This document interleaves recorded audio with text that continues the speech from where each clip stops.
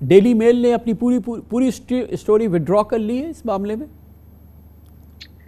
जी शुक्रिया कामरान साहब। जो उन्होंने इमरान अली यूसुफ के हवाले से खबर चलाई थी जिसके खिलाफ हमने क्लेम किया था यहाँ पे, तो उन्होंने वो विड्रॉ कर ली है और अपने जो उनकी ऑनलाइन सर्विसेज हैं अखबार से उन्होंने उसको टर्न डाउन कर दिया है और ये परमानेंटली टर्न डाउन कर दिया उन्होंने। तो बैरिस्टर साहब ये फरमाइएगा कि ये तो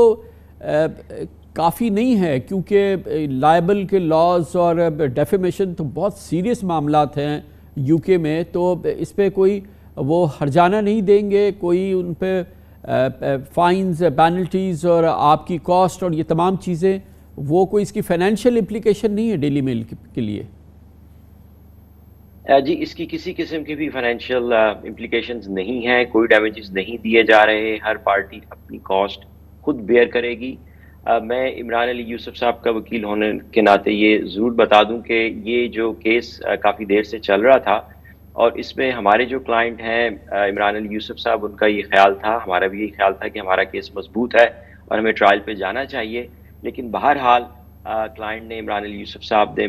बिल्कुल कुछ अर्सा पहले ये फैसला किया कि चूँकि उन पर दबाव भी लग रहा था मुझे फैमिली का कि इसको सेटल किया जाए, तो बहरहाल उन्होंने फिर जो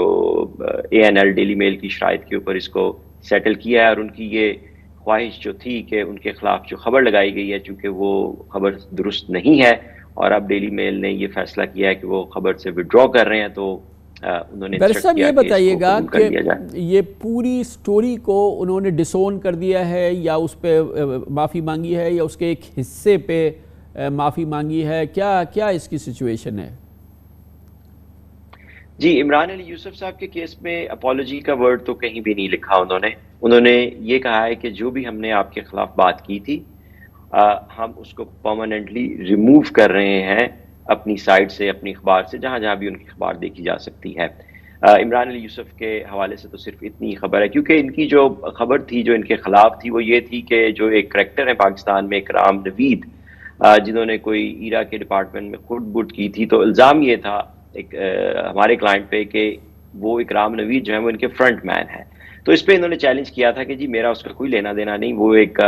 रियल स्टेट इन्वेस्टर था और उसने पाकिस्तान पूरे में प्रॉपर्टीज़ डेवलपर से जो है वो प्रॉपर्टीज़ खरीदी थी और हमसे भी एक फ्लोर खरीदा था। इसके अलावा हमारा उससे कोई ताल्लुक नहीं था। लेकिन अखबार ने जो है वो ये साबित करने की कोशिश की थी कि इकराम नवीद इनका फ्रंट मैन है और जो ईरा के डिपार्टमेंट से जो करप्शन हुई है उसमें बैरिस्टर साहब जो अली इमरान यूसुफ के हवाले से जो कंटेंट था उसको उन्होंने कहा कि हम इसको रिमूव कर लेते हैं विदाउट एन अपॉलॉजी। शहबाज शरीफ के मामले में उन्होंने कैटेगोरिकल अपॉलॉजी सीख की है। देखिए शहबाज शरीफ के, मैं उनका वकील तो नहीं रहा, लेकिन जितनी इन्फॉर्मेशन मुझे है वो ये है कि उनके भी कई इश्यूज थे जिन पे उन्होंने क्लेम किया था, लेकिन एक इशू ऐसा है जिस पे डेली मेल ने अपोलोजाइज किया है और वो है डिफिड वाला मामला, जो यहाँ का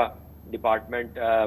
जो है इंटरनेशनल एड का है, जिन्होंने पाकिस्तान में कोई एड दी थी जब शहबाज शरीफ साहब CM थे, तो उसमें ये खबर लगी थी कि उसमें कोई करप्शन हुई है। तो उस एक मामले में डेली मेल ने अपोलॉजी की है, लेकिन जो बाकी उनके मामला थे जिन पे उन्होंने खबर लगाई थी उसके हवाले से भी उन्होंने अपोलॉजी नहीं की, उन्होंने उसको भी सिर्फ रिमूव किया है। तो हम ये कह सकते हैं कि ये एक पार्शियल अपॉलॉजी है शहबाज शरीफ साहब के मामले में, इमरान यूसुफ साहब के मामले में कोई अपॉलॉजी नहीं है, और जो दूसरे एलिगेशन डिफिट के अलावा शहबाज शरीफ साहब पे लगाए थे उस पर भी कोई कैटेगोरिकल अपॉलॉजी नहीं है। जी बिल्कुल दुरुस्त, आपने जो बात समझी है बिल्कुल ऐसे ही है। सिर्फ डिफिट के एक मामले के ऊपर अपॉलॉजी है और बाकियों के ऊपर अपॉलॉजी नहीं, सिर्फ खबर जो है उसको हटा दिया गया है।